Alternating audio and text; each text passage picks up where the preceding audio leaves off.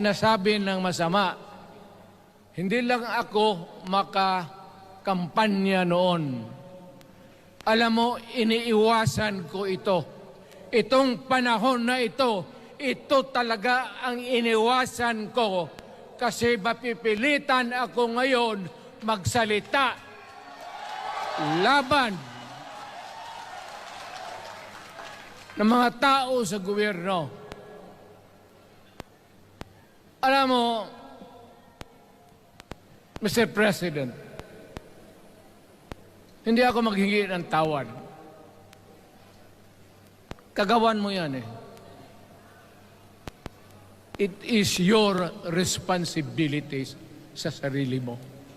What you do in this world binds you. Iyo yan. Huwag mong sisihin ang ibang tao kasi sarili mong utak at katawan yan. Nung ako'y mayor, pinakitaan ako ng evidence ng PDEA. Doon sa listahan, nandoon yung pangalan mo.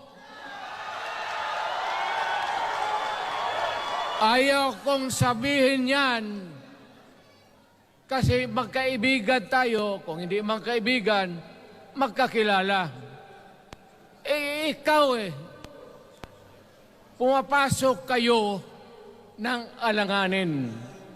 Mr. President, baka susunod ka sa dinaanan ng tatay mo. Diyan ako takot. Ayaw ko mangyari sa iyo yan.